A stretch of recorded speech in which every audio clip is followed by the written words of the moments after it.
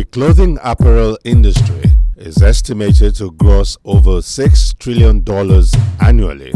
The industry has also continued to record tremendous growth in Nigeria and by extension on the African continent over the last 2 decades. It is disheartening to note, however, that despite the huge success recorded by the industry, the attrition rate of small businesses in the sector remains high. This state of affairs prompted the Talk TV crew to seek out one African who's been able to make a success of the clothing apparel business. Welcome, founder CEO, Mide Clothing Limited, Olumide Fashogbon. First, let's begin with the journey so far. Tell us what it was like when you started out in this business. I started out in 2001. Okay. I just left my paid employment to pursue my dream. At that time I couldn't save so much. I saved up to 4,000 at that time to start my business. Started selling ties and shirts to corporate people. We moved from offices to sell to my clients. So you didn't start from the shop as we have it now. You started on the street. I couldn't save up to get a shop at that time, so that's why I started from the street. And you were what we would describe as a corporate hawker, as it were. You were hawking from office to office. Yes, I was. Moving from banks to insurance companies, to other corporate companies. And you didn't have a car at the time? No, I didn't. But wasn't it considered stupid, excuse my expression, at the time to leave a paid employment and go into a business venture that didn't offer you any definite promise? No, it wasn't. I believe in the vision, so I had to do what it takes to pursue my vision at that time. And when you were resigning, your family members didn't call a prayer session over you? Okay, when I showed them the proposal of the business, they laughed. They told me it's not going to work. Really? Yeah. They really, my mom was really on my neck, because at first I would sleep more than the usual time I'm supposed to before moving out to the office. Because my mom was just on my neck at that time. It was really And how did you handle the naysayers? Well, I just told her that I really believe in the vision, that in the nearest future she will see me in the. So you followed your passion, as it were, Yes. and followed your conviction, Yeah, and now it's paying off, I must say. I guess so. Talk about humility and modesty, which we appreciate. It's a virtue that is also good for success. But I'm still interested in those early days, because it's not enough for us to delve into what is happening now. We need to find out what the metamorphosis, what the process was like. You had just 4,000 naira savings and you resigned your employment from paid employment to start walking on the street. How did you source for goods at the time? You said you started with ties and shirts. Yes, How did you source for the goods? I have a supplier in Lagos who sells good ties that I buy from them, and at a very good quality and very good rate. So I was able to buy from them and sell to the customers. And how did you identify those who could buy? Well, being in a corporate setting before, I was able to make some friends in the banking world and the insurance world. Even in my church, I get a lot of customers from the church. So you started by looking at what we call social capital rather than financial capital. you didn't have financial capital, but you recognized that you had social capital, your network in the church, your workplace, your schoolmates, your social friends, your family members, and you leveraged on your social capital. Right. Would that be correct if I say that? You're right. Right. Because I looked at the church, for instance. A lot of people were corporate trading on Sunday, so I realized this could be a target market. And in the offices too, it's at that time it's mandatory, compulsory to wear corporate clothing. There were no casual Fridays at that time. I realized it's a good place to market my goods. And also reckon that transportation from one office to another would be an issue. How did you address that? I take taxi. At that time, sometimes I take charter if I'm seeing a big client. Some of the people that I'm selling to in the lower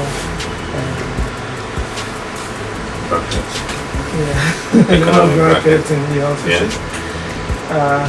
Those guys will introduce me to their boss, and the boss, if they like my clothes, they invite me to their house, and I have to take a charter to the house, and they buy a lot from me.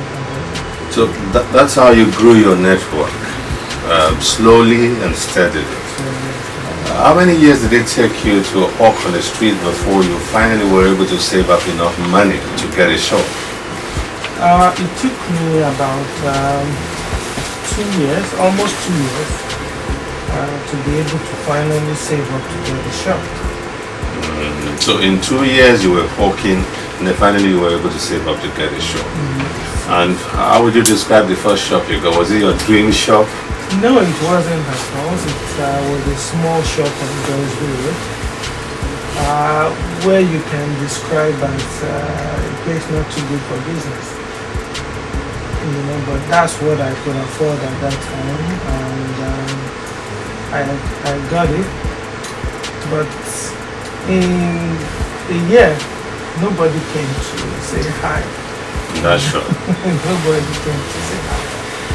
So no customer walked in. No customer walked in. And that would have fueled those who were naysayers at the beginning that you're just wasting your time. Why don't you go back to paid employment?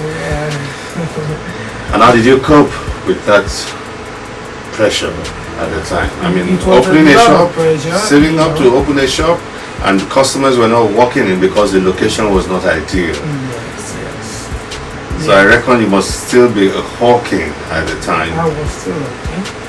At the time I had the shop, I would lock up the shop to go and meet my clients.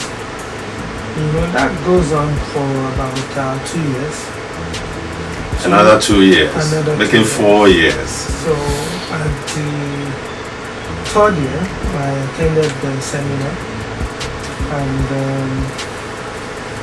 the speaker was talking about branding and packaging, so I got a lot from it, and I decided to start branding and packaging my goods properly.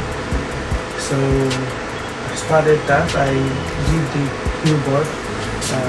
The direct imaging just came to Nigeria at that time, so I did the billboard. So the third year I started seeing people started coming. So the seminar you attended in the third year of business on branding and corporate identity helped you, in your opinion, to drive customers to the show? Yes, it did. Wow. So I stopped moving around. The people that I was going to see, they started coming. And other people that I don't even know, that I don't even dream to meet. Politicians, big businessmen. So when you started to apply branding principles to this business, that was the moment that things started to turn around, as it were. Coming up. Now let's go into prospecting for customers. How do you prospect for customers?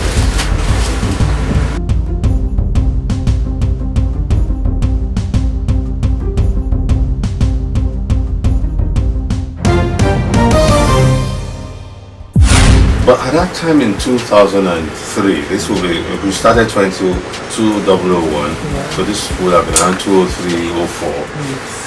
Branding was just coming into our society. Even many manufacturing organizations were not practicing at the time. Didn't you consider it strange or abnormal for you to be applying manufacturing principles to what we would describe in our parlance as trading? Yes. What I was really convinced when the speaker was talking about it, and I studied marketing in school, so it's not something that I was trained to. So I was able to apply those principles and put it to use, and it worked well. And of course, I would reckon that must have encouraged you to even do more. Yes, I started doing more. I learned about even decorating your space will bring more customers. Even a clothes selling arena, decoration. The ambience of the store goes a long way to make the customers want to buy and stay forever. Really? What are the other things? I'm still interested in this branding thing. What are the other things that you did? Because when we talk about branding, you've told us that you had to change the corporate identity, the logo, the name, the image, and you started doing billboard advertising and some other forms of advertising. But when we talk about branding, many people do not know in our climb here that it's about attacking the various human senses. It's not enough for you to have a logo, but that is strikingly arresting. But also you can the taste board, the nasal senses, the auditory senses, even your olfactory senses, your skin, all of these integratively dovetails into branding. Now you're telling us that you put all those things to use by working on the interior decor of your shop space. Tell us more about this branding thing. What were the other things you did? After decorating my space, I started working on the product packaging. Okay. I started putting woven labels, paper tags, and some other form of branding. When people come, they were like, "Are you sure this is made in Nigeria?"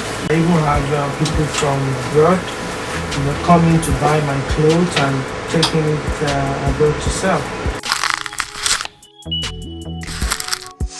So packaging was one of the things you focused very, very much on. Many people would say that's in the domain of manufacturing products, not selling clothes and merchandising ties and suits. Yeah, I was making clothes at that time, and I gathered that there was a time you were also making clothes. You were making suits, you were making shirts, boxers. Yes, I was making all those kind of things, and also merchandising ready-to-wear clothing. And this product packaging also worked for you, I reckon. Yes, it did. And encouraged you to do more. Yeah. That's what I've been doing ever since. I never stopped. I would close down my shop to innovate it all over again. Branded. Yeah, people would call me again and it looked good before. I said we want it to look more excellent. Good is not enough. So we keep working on the branding and packaging on our handles. So for you, branding is not a one-stop it's event. Not. It's a something you have continuous. to keep doing and doing until you reach the stage of perfection. Okay. Now let's go into prospecting for customers. How do you prospect for customers? After moving from the streets to having a shop, I found out that I really don't have to be doing personal selling because it wastes a lot of time. Yeah. So I focus my time on advertising. I did all kinds of advertising, magazine advertising, billboard advertising, radio advertising, and it really, people were just coming up with themselves. People who I never really hoped to meet. The state governor called me, from his state, not even in the state. From another state. From another state. From another state. You got a call from a state governor from another state, Yes, just by listening to your radio jingle. Yes. He said he can learn a lot about me. And come up to take their measurements. So it worked a lot. People were just coming up by themselves.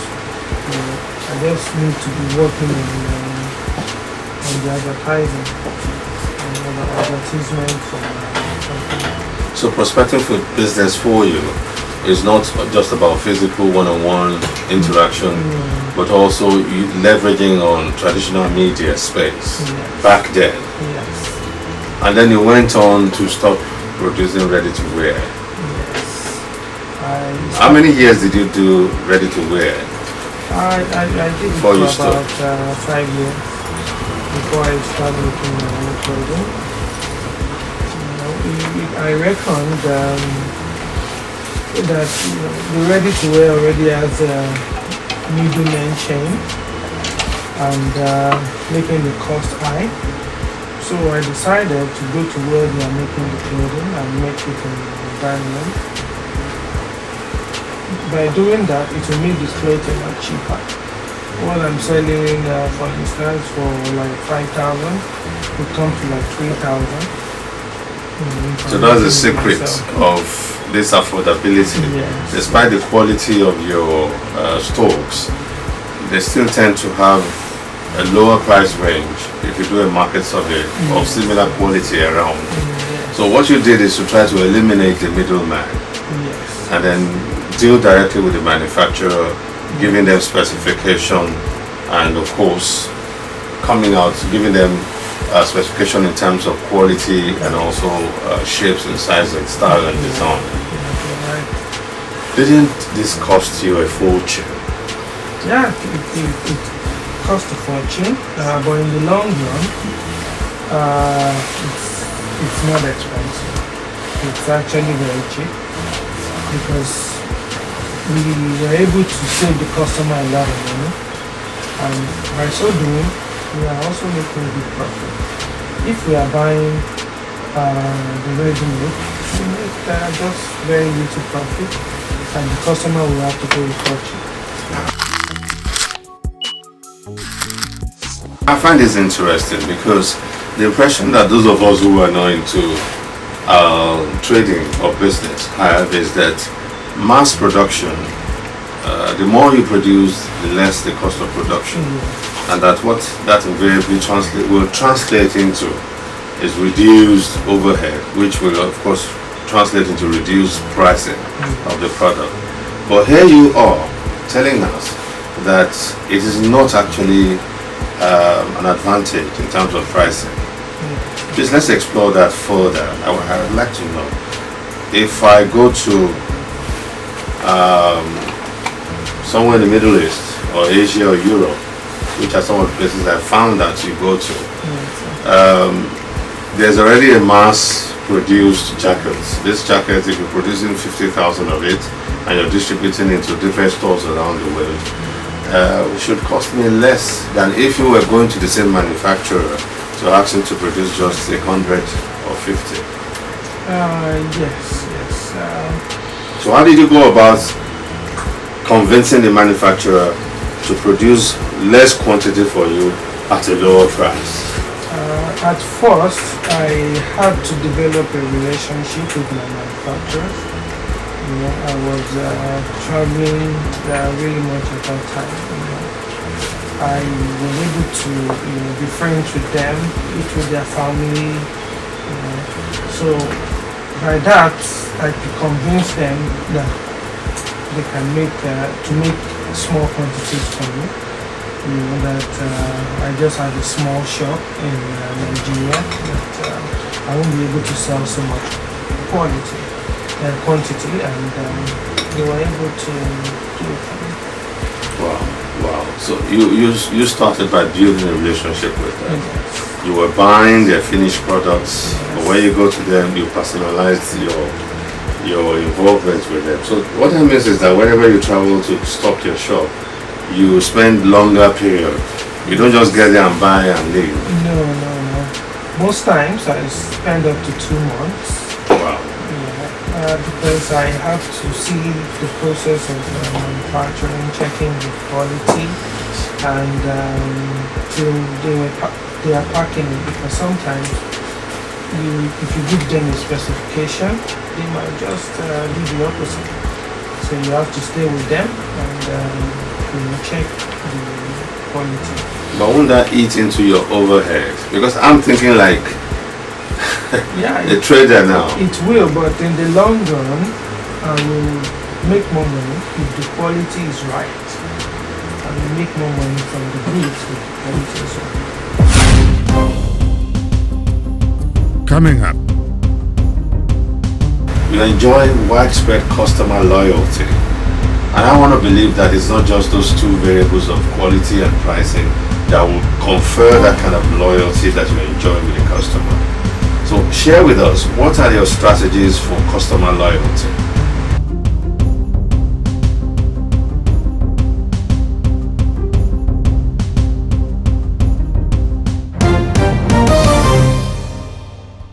Now, let's go and talk about your marketing strategy. You've talked about branding, which is an aspect of marketing. What's your marketing strategy like, if you wouldn't mind telling us? Like I said earlier, we use a lot of advertising tools to market our goods to our customers. And just go ahead. Okay, and sometimes we employ marketers. So we employ marketers that move around, sending our goods in places where we cannot. So you have sales representatives, as it were, that also market. So you still complement customers walking into the stores to buy. You complement it also with street hawking, as it were. I mean, corporate. Yes, we did, because there are some places where we cannot go to. We believe we can be here in Ibadan, and people from outside the state and even outside the country can still be patronizing us. So we send our marketers to different How many states. marketers do you have now scattered around different locations? We have about 10. Okay. So different states marketing our goods. And how do you manage them? We have a marketing manager that takes care of them. Okay. So your sales reps go into different nooks and crannies to market the goods of the organization. And that is one form of marketing strategy for you. Yes. What are the other forms of strategies that you deploy for marketing? Mainly we do advertisement. We don't really do much of other marketing activities. We do mainly advertisement. Traditional advertising. Traditional. What about social media? Because I went to your website and I saw a number of activities there. We use social media as well, but we don't really get much customers from social media. But we create awareness in our brand. Some people will check our social media before they come in contact with us. They look at what we have, what we do, and ethos. They also check the website. Our website is at the link of our social media only. So they check what we do before they come in contact with us. besides leveraging on traditional media advertising, jingles, billboards, social media advertising, you have websites as well, and you also have a sales force, as it were, whom you have deployed into different nooks and crannies around the society.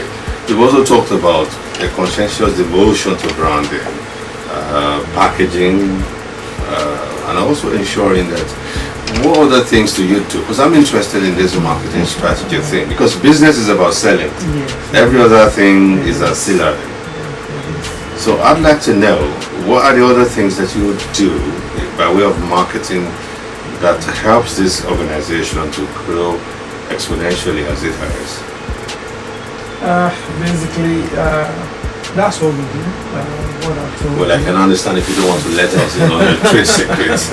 I mean, your competitors are listening, they're watching, so you might want to be wary of they stealing your marketing, strategic marketing ideas. So I can understand. So we drop that. Now, but there's something called competitive edge. Have you been able to identify what your competitive edge is? I know you've talked about you trying to eliminate the middleman by going directly to the manufacturers in different parts of the world to manufacture exclusively for your brand. And that has helped you to reduce your cost of production, which has invariably helped also to lower the prices of your goods, and which makes you competitive. So that can be described in a way as a competitive edge. Or are there other competitive variables that you can identify and pinpoint as your competitive edge? One thing we do, and we believe most people are not doing in this industry, is quality. We pay a great deal of time and quantity. We spend a great deal of time on the quality of our goods. But that's what everybody says. No, people say quality, people say luxury, but the goods really luxury. If you check what are the containers for them calling a good quality product or a luxury product. So we really take our time to make sure that whatever comes from our company is good, solid quality. So that for you is your competitive edge. Yes. And you are not tooting your own. And that's why people keep coming, because they know that in Ibadan, for instance, people will say, if you need anything quality, go to Ibadan. So, and that's not like just boasting, empty boast. it's not boasting. That's what the average businessman It's the does. customer that said that, it's not me that said that. I haven't seen any customer walking here today to say that. Well, that's just a joke actually. Now, but besides focusing on things that can give you competitive edge, you've talked about pricing, you've talked about quality. I want to reckon that these two variables are not sufficient for you to enjoy the level of customer loyalty that you enjoy. Because I took pains to understudy this brand before we contacted you that we want to do this interview. You enjoy widespread customer loyalty. And I want to believe that it's not just those two variables of quality and pricing that will confer that kind of loyalty that you enjoy with the customer. So share with us, what are your strategies for customer loyalty? Again, customer service is also a key point here. We make sure our customers are happy at all times. There are times we have customers that are not happy. What we do is that we can give the customer another product that the customer bought earlier, or maybe the customer is not happy with the experience. We try as much as possible to get back the customer at all cost. In Nigeria, Yes, people in do that Nigeria. here. Yeah, we do that. We do that by sending them a gift, and sending them email and text messages. We love them, we want them back. We love that we saw them. And people keep coming back. So you do a follow-up on your customer. Yes, we do. your interaction with the customer does not end with the sale. That was you're telling us. Most of the people buying from us, they are like our friends. If you're coming for the first time, the way we talk with you, the way we chat with you already feel like family. You know us. And we don't just push the product to you, we give you the product that suits your purpose and your personality.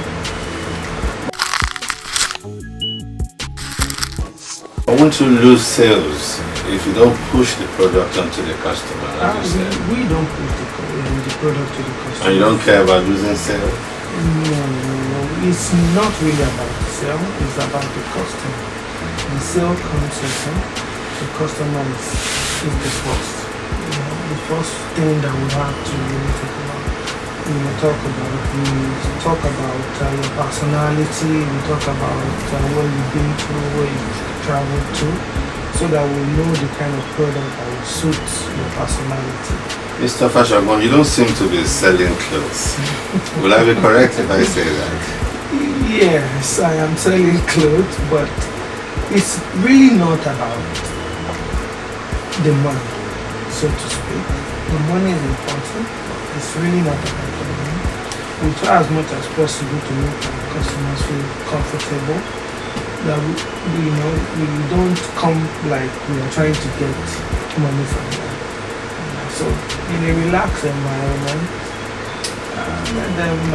we show them a couple of products that will suit their needs if they want to buy it. So for you, it's about the image and the style of the clients, it's about the image of the patrons, rather than they buying just clothes. Yes. You're more concerned about what the clothes they buy from your stores, what it does for their personality afterwards. Yes. I reckon also that you must have had some customers walk in here and go dissatisfied. You mentioned that earlier. What if all of these things you've told us you try to do to assuage their feeling, what if it doesn't work? What if it doesn't work? Then we leave it to God. We leave it to God. We believe it's God that brings people here. And if they decide to go, there's nothing we can do. We keep hoping that they will come back. And most of the people are coming back. No, most of the people are coming back, which customer loyalty dovetails into the next question I'm about to ask you, which is your customer retention strategy. You've talked about follow-up text messages, follow-up emails. You try to make them friends. You try to make the atmosphere amiable and convivial for them when they walk in. What else do you do besides this? These are things I will find in other stores. Maybe not many in Nigeria. Not many stores will do this. But there are quite a few number of stores around that will also do this. Okay, what we do for our loyal customers, we have a loyalty program where for our oldest customers, we give them 10% off on Really? their entire purchase. And if you are coming for the first time, we can give you 5% off. Really? So you have loyalty programs there. Now, these things that you're talking about, what else do you do to keep your customers, to retain your customer and keep them coming back, as you have said, over and over? Like I said, all our customers, they are like our friends. We don't treat them like we are trying to get money from them. We treat them like our friends. I would say that's just a sales pronouncement. No, it's not the same problem. Well, in case you don't know, I actually had our own, like, invincible people who came in here to investigate a couple of times before we actually contacted it. I wanted to do this interview. We actually sent some of our own people, like angel buyers or something. They just walked in here and pretend to be. And I want to say, without tooting your horn, that the things you've said now were the experiences that they brought back to us. And that was what actually qualified you to be on this program now. These efforts that you are putting into customer retention, will definitely bloat up your overhead expenses. Aren't you worried that you might be losing revenue, you might be losing resources, expending resources that could have been used to buy more clothing into the store? Nothing is expensive. I mean, your branding, advertising, your customer retention strategies, all of these things cost money. Yes, it does, but the overall effect will still bring us money. So nothing is expensive. As long as the customer is happy, we are fine. As long as the customer is happy, you're fine. Coming up.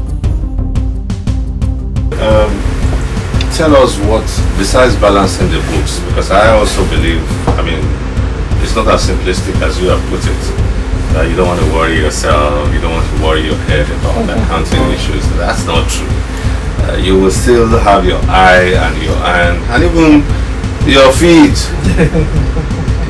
in the books, in the processes of balancing the books and crossing the T's and dotting the I's and what have you. What's the system like?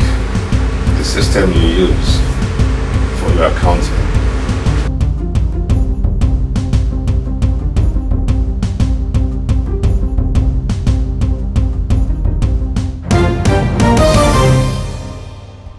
Well, how do you stock the shop? You've told us that you go to manufacturers to manufacture for you. You give them designs and you pick designs and what have you. That's just one way, I want to believe. How do you stock the shop? What are the other ways that you go about buying goods to stock your shop? We also buy locally. We buy fabrics to make traditional attires locally. I saw that there's a section that you have devoted to, we can't see from here, but the other wing of your store is devoted exclusively to indigenous wears, agbada, uban shoro, urban ethnic designs and even caps. Yes. And these are ready to wear too. Yeah, they are all ready. I find it shocking because I mean that's not something you find around. I'll find another niche you bring into the market. it's an innovation. It's a niche, no doubt about it, as you have said, but it's also an innovation, ready to wear traditional clothing. From experience, we have people that want to attend the party. They are coming to us on Friday. They want to collect it that same day, which may not be possible because of the outcome. The quality may not be what the customer expects. We need a long time to be able to check the quality and to make sure the product comes out right. So, since we know we cannot make it in a short period, we decided to make ready to wear in various sizes. That the customer can come and pick whatever you like in your size. And they are made with good fabrics as well. And they fit in. I went through them, I saw that the fabrics are quite... Some of the fabrics were bought as well for customers that have high taste. So we have...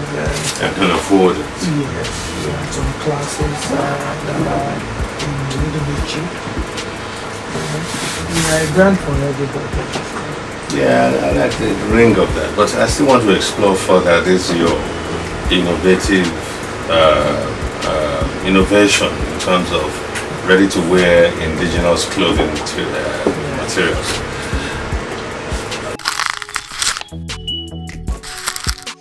You've also helped solve a problem. Many of us, for a very long time, I wasn't making traditional dresses. For a very, very long time. I mean, for about 15 years plus, if not nearly 20 years. I wasn't making traditional dresses. You know why? Because the tailors will just disappoint you. Yeah, They'll disappoint you, delivery time.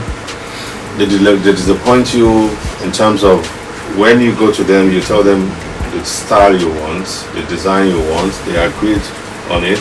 By the time you're coming to collect your clothing, they're giving you a different design, a different style entirely. So I told myself at some point that I wasn't going to make traditional clothing anymore. And I stopped making for a very long time until recently, the last couple of years, maybe about 8 years ago, when I discovered one fantastic guy that's been making traditional clothes. So by having ready to wear traditional wears, you're also solving that kind of problem, because that means I can walk into a store, test the fit, and then walk out with the clothes within 3, 5, 10 minutes. Yeah, that's right. But isn't that tying your capital down? It's not.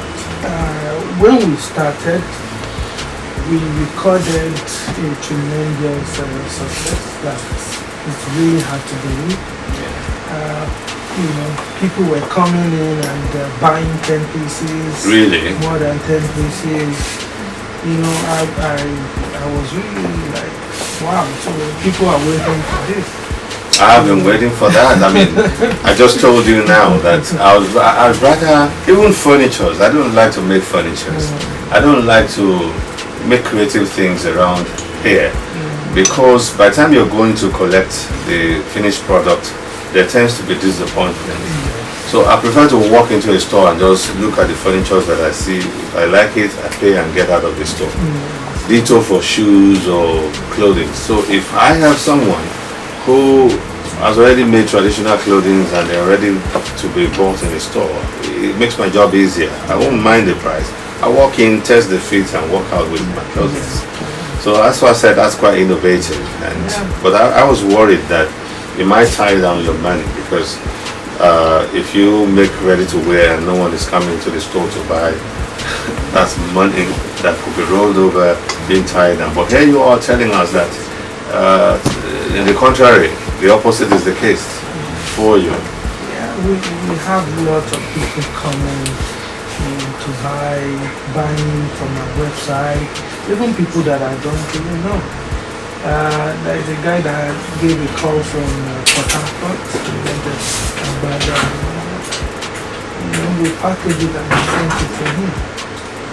So it's a market that people are not. So you seem to be tapping into the global space now, leveraging on technology, internet, online transaction and commercial banking and what have you. I want to believe also that though there are benefits for all of this, what it means is that you're going to have an expanded range of stocks to handle. Which brings me to the next question of inventorizing. How do you go about your inventory management? Presently we use job cards. We use cards to stock to keep up with the stocks. Job cards? Yes, we use cards. So as we are selling, the next day we are removing the cards. Because right now we are not using technology in that area. I think there is technology for that. When we're using the card, it makes it easy to quickly spot what is not in stock and quickly restock. So on your job cards, you might not want to let us into the structure of the job cards. That's a trade secret that we need to come and learn if we want apprenticeship. But however, people can still go online and find out how job cards are designed, and perhaps visit the media store to get mentoring from you. And I'm sure you'll be glad to mentor a few of our young people out there, and even old people like who might want to go into this business at some point. Is that a yes? If you walk in here and ask for you and ask for your mentoring? I'll be glad to. Oh, fantastic. So, Mr. Fashagbon will be glad to mentor us, and you've got to show some seriousness though when you walk in to ask for mentorship. That's an aside actually. Besides the job cards that you use to conduct your inventorizing, what other things do you do? That's basically what we do, and I will take the stock at the end of the month it's a very tedious one. But I can imagine. we make sure that we take all the stocks by the end of the month. You brought in corporate practices because you've been talking now about systems, structures, processes, and that's what we hear about in the corporate environment, not in a trading environment. Would we be right if we say that your experience as an employee working in a corporate environment, you just brought those ideas, you replicated them in your trading Exactly business? what I do. So it wasn't a waste after all that you worked for some time in the corporate environment before you decided to break out. Yeah, you need some experience before you go into business. Whether it's by training or by working somewhere. Experience goes a long way in business. So you must have some form of education. Some form of education and a formal experience. Formal experience. Let me go to the accounting system because business is about making money, spending money. How do you handle that? We also have professionals in the field. Are they working full time with you? No, they are not working full-time. They just come at the end of the month, balance the books. I don't want to worry myself about accounts. So that's why I had to employ people that are different. Like consultants. And they've set up the process, so they just come in and oil it Yes. on a monthly basis. Yes. What if they collude with your staff? Like I said, my staffs are very, very honest people. You can vouch. Even if I'm outside the country, I can vouch for them. They won't do something. Well, tell us what, besides balancing the books, because I also believe, it's not as simplistic as you have put it. That you don't want to worry yourself, you don't want to worry your head about accounting issues. That's not true. You will still have your eye and your hand and even your feet in the books, in the processes of balancing the books and crossing the T's and dotting the I's and what have you. What's the system like? The system you use for your accounting? Okay. When we're selling, they record it in the system. We record it in the system, and if you have any cash, we have POS, we have cash register. So everything will be recorded as it says as they're making sales. Okay. So that's basically what we do every day. All the sales must be recorded. What about the overhead expenses? Yeah, that will also be recorded also, and at the end of the day, the balance will Okay.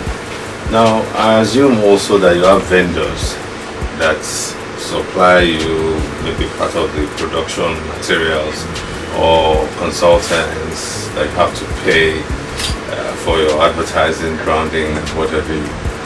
How does that get integrated into the books? we also integrate that. We make provisions for that also in the books. And so as we are spending, everything is being recorded so that we can account for every penny. I'm still interested in the way you stock indigenous African clothing. In the other wing of your store. Isn't there a conflict on your brand? Selling, usually you will either find people who are selling traditional dresses exclusively, stricto sensu, or selling Western clothing in a strict sense. But here you are, mingling the two. Doesn't that create a conflict for your brand? Well, You know, apart from just selling, we are also interested in culture. And by selling traditional clothing, we are showing our sense of culture and also tapping into a market. And tradition. I'm not deceived. Yes, you want to promote tradition, but the bottom line, there's a lot of money to be made from that. Now, a lot of people are wearing Afrocentric designs. Afrocentric designs. People are really interested. I even have some people that wears traditional outfit from Monday to Friday.